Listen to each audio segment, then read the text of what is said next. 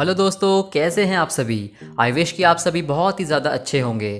आज हम आपके लिए एक ऐसे देश को लेकर आए हैं जहां पर रोज़ के 3 से भी ज़्यादा भूकंप आने तो पक्के ही रहते हैं, और जहां की एक वोल्केनो ऐसी भी है जिसमें येलो कलर की लपटें नहीं बल्कि ब्लू कलर की आती हैं। सुन के आप शॉक रह गए होंगे कि भला ऐसा भी हो सकता है क्या। जी बिल्कुल दोस्तों, ऐसा होता है, और जहां होता है वो देश और कोई नहीं बल्कि साउथ ईस्ट एशिया का देश इंडोनेशिया है। दोस्तों, अगर आप भी हमारे साथ इंडोनेशिया से रिलेटेड ऐसे ही कुछ और अमेजिंग और वेयर फैक्ट्स जानना चाहते हैं तो बने रहिए हमारे साथ इस वीडियो के एकदम एंड तक।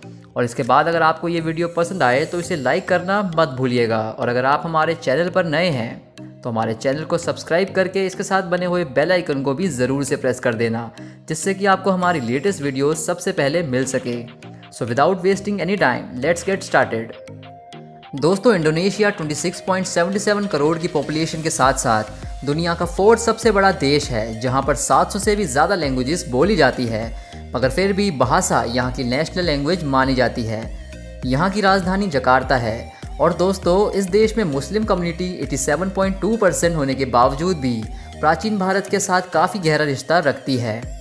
लेकिन फिर भी यहाँ पर 1.5% हिंदू कम्युनिटी के बावजूद भी यहाँ के लोग हिंदुओं के रामायण और महाभारत को अपनी संस्कृति का एक अहम हिस्सा मानते हैं, और इससे मिलने वाली सीख को भी अपनी लाइफ में उतारते भी हैं। इसका यही एक रीज़न है कि यहाँ के लोग धर्मों से ज़्यादा रीति रिवाजों को बढ़ावा देते हैं। आपको जानकर हैरानी होगी कि इंडोनेशिया का नेशनल सिंबल भगवान विष्णु की सवारी गरुड़ पक्षी से ही लिया गया है, और इसके साथ साथ यहाँ की नेशनल एयरलाइंस का नाम भी गरुड़ एशिया रखा गया है।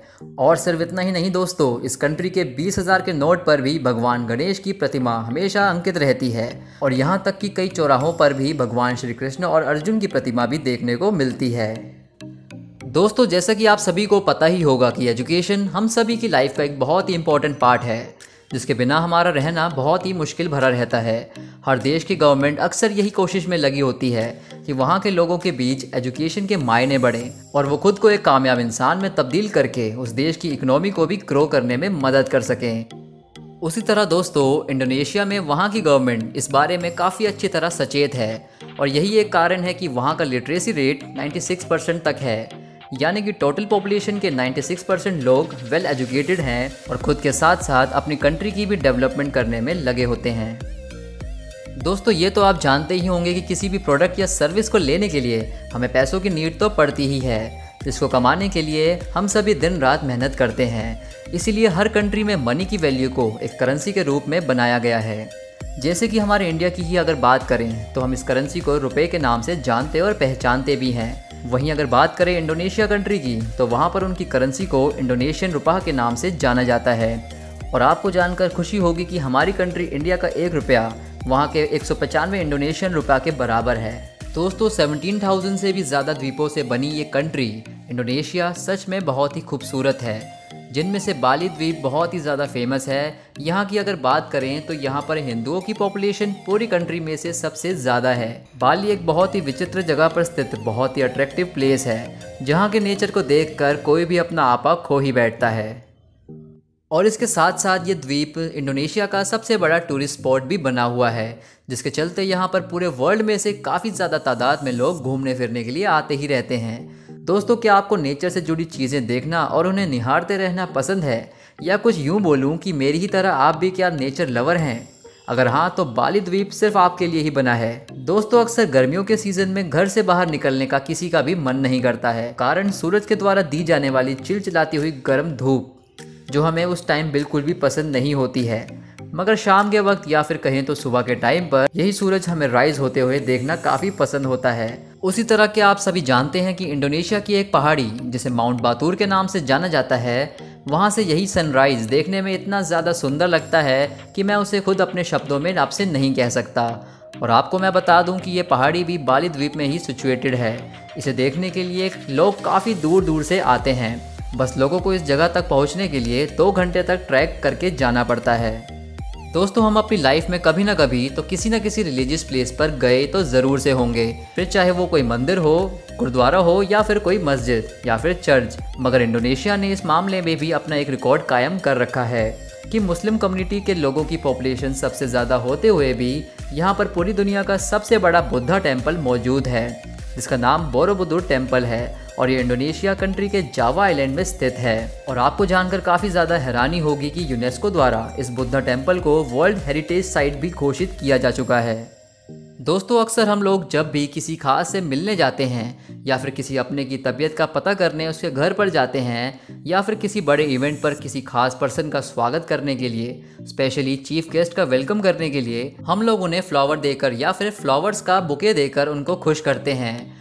हमने अपनी लाइफ में कई तरह के और बहुत सुंदर सुंदर फ्लावर्स तो ज़रूर से देखे ही होंगे, मगर क्या आपको पता है कि इंडोनेशिया कंट्री में इस पूरी दुनिया का सबसे बड़ा फ्लावर पाया जाता है, जिसे वहाँ के लोग रफलेशिया के नाम से जानते हैं। हालांकि इस फ्लावर की महक कुछ खास नहीं होती, मगर फिर भी ये दिखने में बहुत ही सुंदर होता है। और ये बात जानकर आप हैरान हो जाएंगे कि इस फ्लावर का वेट 2 से 2.5 किलोग्राम तक का होता है। दोस्तों, आप में से कई ऐसे लोग होंगे जिन्हें छोटे मोटे रेप्टाइल से तो डर ज़रूर लगता होगा, चाहे वो कोई कॉकरोच हो या फिर छिपकली हो। अगर ये बाथरूम में हमें देखने को मिल जाए तब तो हमें चाहे कितनी ही ज़ोरों की लगी हो, हम तब तक अंदर नहीं जाते जब तक कि वो भाग ना जाए।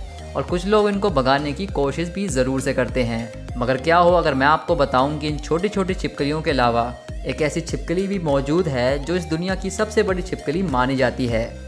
इस छिपकली को कोमोडो ड्रैगन के नाम से जाना जाता है। इस छिपकली की लंबाई करीब 3 से 4 फीट की होती है। क्यों दोस्तों, उड़ गए ना आपके होश? आप सोच रहे होंगे कि ये झूठ है, मगर सच में ऐसी छिपकली इस दुनिया में मौजूद है। और ये छिपकली काफ़ी ज़्यादा जहरीली भी होती है और ये हम ह्यूमन बींग्स को मारकर खा जाए ऐसी होती है। क्या हो अगर आप ऐसी छिपकली को कभी अपने आँखों के सामने देख लें तो उस टाइम आप कैसे रिएक्ट करोगे? हमें कमेंट करके ज़रूर से बताइएगा।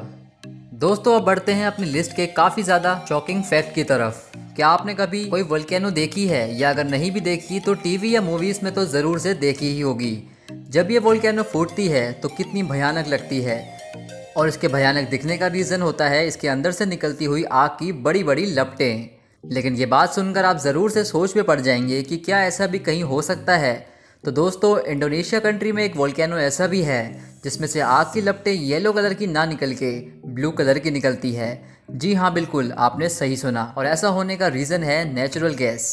नेचुरल गैस रिस कर ज्वालामुखी से आग पकड़ती है, और इस बात को जानकर आप अनुमान लगा ही सकते हैं कि ये कितनी ज़्यादा मात्रा में नेचुरल गैस को जला रहा है। अगर बात वोल्केनोस की ही हो रही है तो मैं आपको बता दूं कि इंडोनेशिया कंट्री में लगभग 400 से ज़्यादा वोल्केनो स्थित हैं। और आपको मैं बता दूं कि ये कंट्री पूरी तरह से टेक्टोनिक प्लेट से घिरी हुई है, जिसकी वजह से इस देश में हर दिन 3 से भी ज़्यादा अर्थक्वेक्स आना एक आम बात है। और इस कंट्री में थोड़े थोड़े टाइम में अंडरग्राउंड मूवमेंट्स भी होते ही रहते हैं। अगर आप कभी इस कंट्री में घूमने के लिए जाएं तो घबराइए नहीं, क्योंकि ये सब इस देश में काफ़ी नॉर्मल सी बात है। दोस्तों, क्या आपने कभी मेट्रो ट्रेन में सफ़र किया है? काफ़ी सारे लोगों ने किया ही होगा, स्पेशली जो लोग दिल्ली के हैं उन्होंने तो किया ही होगा। आप सभी जानते ही होंगे कि किस रीज़न से मेट्रो ट्रेन को शुरू किया गया था, और वो रीज़न था ट्रैफिक जाम का। ज़्यादा पॉपुलेशन वाली कंट्री होने की वजह से हमारे यहाँ पर काफ़ी हाई क्वांटिटी में सड़कों पर लंबे लंबे ट्रैफिक जाम लग जाते थे, जिसकी वजह से लोगों को काफ़ी प्रॉब्लम्स का सामना करना पड़ता था। तो इसीलिए ही मेट्रो को शुरू करके हमारी कंट्री की कैपिटल दिल्ली के लोगों को आराम दिया गया था। उसी तरह ही इंडोनेशिया की कैपिटल जो कि जकार्ता है, और यहाँ पर मेट्रो ट्रेन जैसा कुछ भी नहीं है। तो आप समझ ही गए होंगे कि इस जगह पर कितना ज़्यादा ट्रैफिक जाम लग जाता होगा। आप सभी को तो ये बात ज़रूर से पता ही होगी कि दुनिया में सबसे सर्वश्रेष्ठ देश उसी को कहा जाता है जिसकी इकोनॉमी सबसे ज़्यादा हो, और इकोनॉमी वहाँ पर रहने वाले लोगों के ऊपर डिपेंड करती है कि वो इसे कैसे रखते हैं। क्योंकि जितना ज़्यादा हम खुद को डेवलप करेंगे उतना ही हमारी कंट्री भी ग्रो करेगी। उसी तरह आपको जानकर हैरानी होगी कि इंडोनेशिया कंट्री वर्ल्ड की तेज़ी से ग्रो करने वाली इकोनॉमी में से एक है, मगर तब भी यहाँ के लोग $2 पर डे से भी कम में अपना गुजारा कर लेते हैं। तो दोस्तों, कैसी लगी आपको हमारी आज की ये वीडियो? अगर पसंद आई हो तो इसे लाइक करके चैनल को सब्सक्राइब करना और बेल आइकन को भी ज़रूर से प्रेस करना बिल्कुल मत भूलना। हम आपसे जल्द ही मिलेंगे एक नई वीडियो के साथ। तब तक के लिए बाय बाय।